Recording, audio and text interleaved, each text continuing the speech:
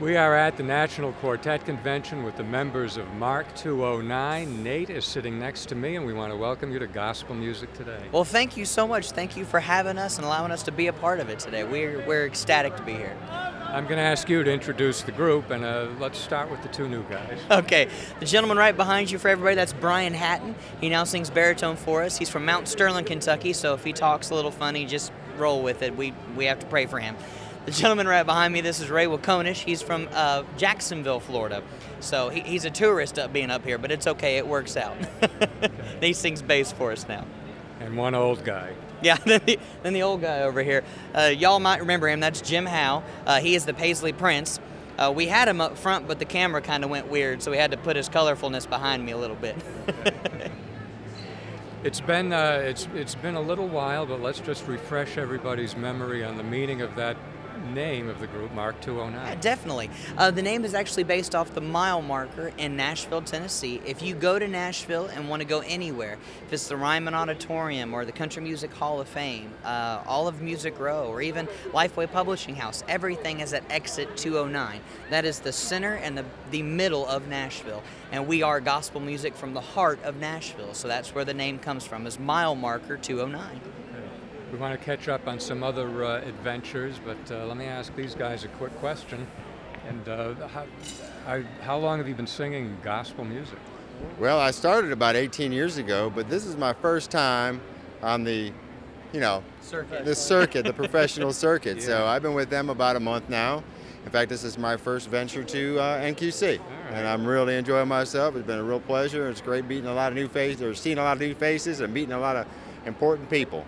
Let me ask you the same question. How'd you get involved in gospel music? Been in gospel music for 23 years, sang with a bunch of groups through the years, and Calvary's Voice, Sons of Liberty, a bunch of them, Journeyman Quartet.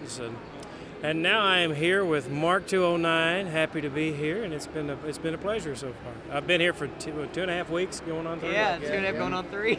Yeah, I'm the rookie. Okay, well, they're good guys. Let me get Jim over here in the middle. Get behind me. That suit will blind you. That's right. Look at your shirt. You guys have had an exciting year. Yeah, we have. Give me the highlight version. You know, we've had a lot of trials this year, but it seems like every time something bad would happen, man, God would just bless us with something huge. Right. We've been, of course, most of y'all out there know that we work with Ronnie Millsap, and we worked some great dates with him, and that's been wonderful. We've actually had people say, through us opening for Ronnie Millsap. This year we've had that happen. That was wonderful. And also just, a month ago I believe it was, yeah. Elvis Enterprises called up and they asked us to come to Graceland for Elvis Week. And of course we know there's a lot of Elvis fans out there, and it was incredible. We had a fabulous time, wonderful time, and can't wait to go back. They're talking about bringing us back in January and a few other things that they've got in store for us. But we're just thrilled for the opportunities we've been given. We've had, what, 60 so far this year?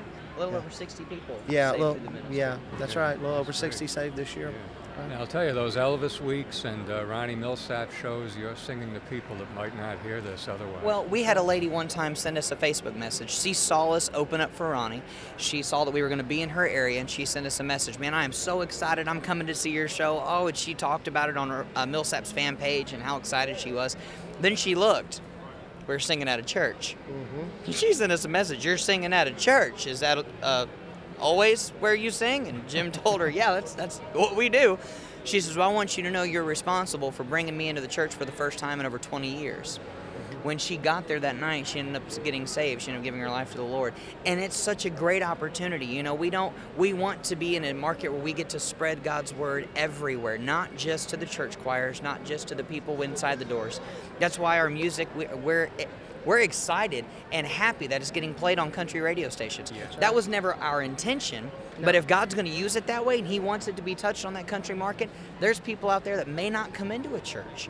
And if He's going to use that to touch somebody's lives, lives, and by all means allow us to get out of the way, let God do what he needs to do. And that's what this is about. And that's when Elvis was around. That was really part of what he did. His Southern Gospel was his favorite music. That's why they open up Elvis Week every year with a Southern Gospel tribute. And we were, as far as we know, I think we're the first group they've ever brought in that has no direct connection to Elvis. So they did it, but they kind of were like, well, I don't really know how this is going to go over. You're not really an Elvis person. He told me from the beginning, he died before you were born. Don't talk facts. And I said, not a problem. But they loved us, and we had a ball with them, and it really was a worship experience. We sang some of Elvis's stuff, but his gospel stuff, and then we sang some of our gospel music, and we got to worship with people from all over the world. Brazil, Australia, New England, there were people there from the Netherlands, Germany, all over the place there for Elvis Week, and we got a chance to have church together. That was amazing. That's a great opportunity. What's the Mark 209 website? Mark209.com, no spaces. You can also find us on Facebook, Shout Life, LinkedIn. For those of you in business, come find us on LinkedIn. We're also on Twitter. And do us a favor. If you're out there watching, go to the Facebook and click like. Don't just say something nice on the page. Make sure to click like, because you're not going to keep up with us on your news feed unless you like the page. And they can also find our newsletter on our website or on our Facebook page.